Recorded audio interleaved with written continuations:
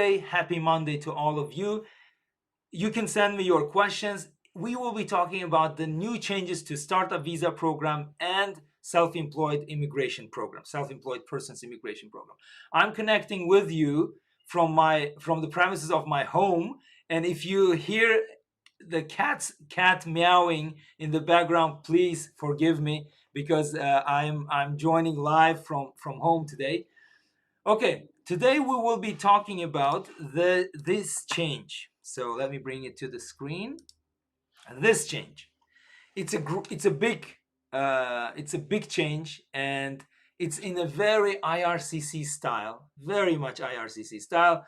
Here we go. Monday comes, and they come up with a great piece of update. And what can you do? We will take it, analyze, give our preliminary thoughts. What's gonna happen? How this gonna do, and how this gonna play out in your case. In your case, so let's start with that. Okay, welcome everyone. You can type your questions as I speak. Don't hesitate. It's all brainstorming session. Today is live and brainstorming session. We are talking about the changes to startup visa and self-employed programs. Let's read the news piece together.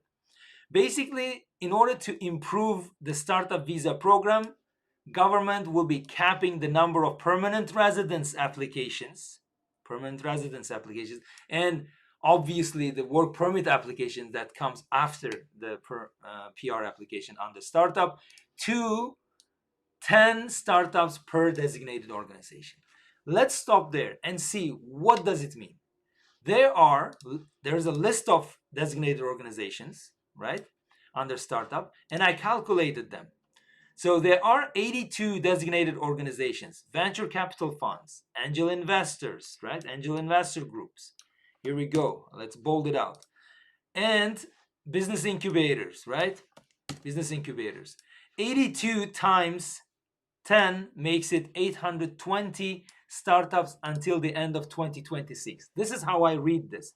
But I would love to hear IRCC clarify this aspect. So 10 startups per designated organizations.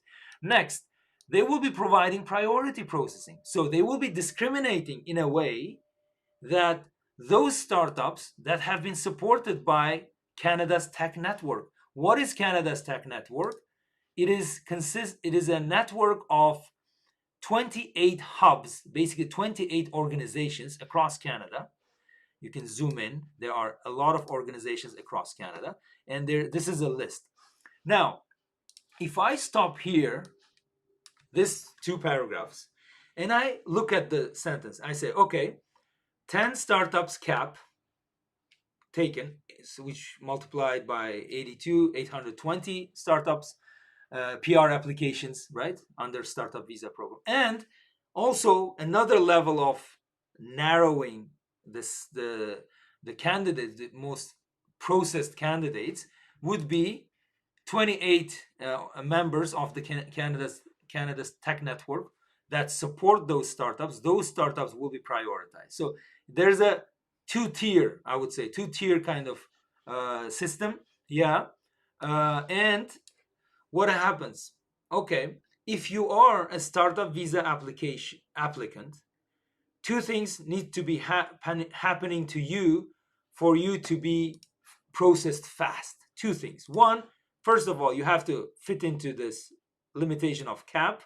Plus, if these guys from the Canada's tech network will support your application, bravo, you will be processed fast. That's the one logic that I can infer, take it from these two paragraphs. Now, why this is happening, as you know, as you all know, 37 months is the processing time for startup visas at the moment, as we speak, on April 29. 37 months is too long, and everybody agrees it has to be, faster. Now, the government came up with this mechanism.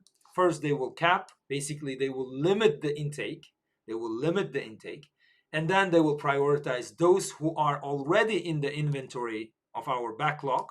Around there's a rumor that says around 16,000 startup visa applications are in the backlog. I may be wrong, but I heard that number before. And this priority processing will be applicable to the both inventory and the new applications, right? Okay, then we continue reading. In addition to that, there will be a full pause on application intake for the self-employed persons program. What is self-employed persons program?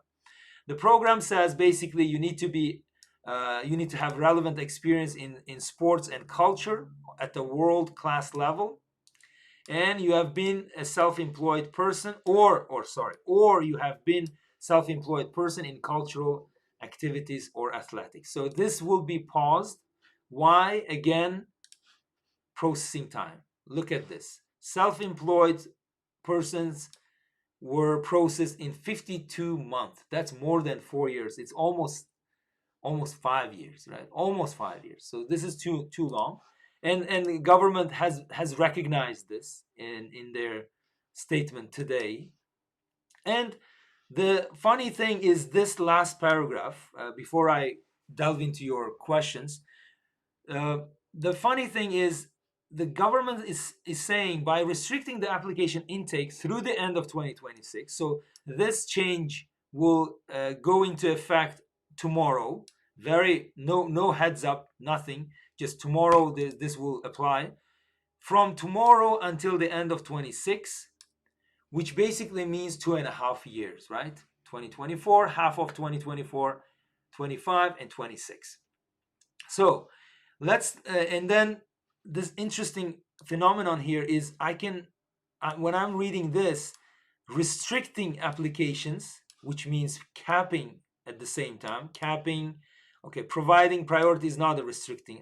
In a way it's a restricting, but not that much. So capping here and pausing here under self-employed persons program, that's gonna make things interesting. And they refer to the table given in the 2024-2026 immigration plans. So let's see what does it mean. This is what they mean, the 2024-26 immigration plans. Under federal business category, they were targeting 5,000 applications in 24, 6,000 in 25, and 6,000 in 26. If one can interpret, because federal business category includes both startups and self-employed. If you're stopping self-employed persons program, pausing it for 2.5 years, does that mean that all these targets, 5,000, 6,000, and 6,000, will be allocated to startup visa program? I think it's a fair interpretation. Yes, it could be allocated to startup visa program going forward, with a limitation of intake of roughly 820 startups till the end of 2026. So which equals to 10 startups per designated organization, right? Is this a fair interpretation? I think it is fair. Let me know what you think. Let me know your thoughts and feedback, okay? Now, you can ask any question, because no question is a bad question at this stage. We are just learning these breaking news pieces coming from Immigration Canada. Nobody was prepared for this, nobody, including lawyers. And I'm sure you may be worried. Don't get worried. Your application, if it's under processing, probably it will be faster now. For directly or indirectly, it will be processed faster. Don't worry. Talk to your lawyers, talk to us, and move steadily forward, okay? This change doesn't really address, well, indirectly it does, but doesn't really clearly address the number of work permit applications under startup visa program. As I said, there are, let's say, 16,000 applications under startup visa program in the backlog. Not all of them applied for work permit after applying for permanent residence, right? So this only talks about capping new permanent resident applications, new ones. If your application hasn't been submitted, you may be affected. I hope the effect will not be negative, because if your startup is great, scalable, innovative, and investable, people, invest into that designated organizations by giving Canadian capital, venture capital firms, investor groups, they invest into you. This could go both ways. It could be processed faster than you would expect, right? So this news piece today is both positive and has some elements of negativity, but don't get hopeless. Talk to your lawyers, and this is all done for with some good intentions in mind, But as always, when something good is intended, there will be some side effects too. Okay, we will be ready for the side effects, and we will be discussing it with our colleagues. I'm attending CBA, Canadian Bar Association Immigration Law Conference in Montreal from May 9 to May 11. So I will be discussing it with my colleagues in detail and get their brains, because there are many good colleagues of mine that are in the industry who are very proficient with the startup visa applications, with self-employed visa applications, as we are. We practice business immigration exclusively. So I will be talking to people. I will be talking to you.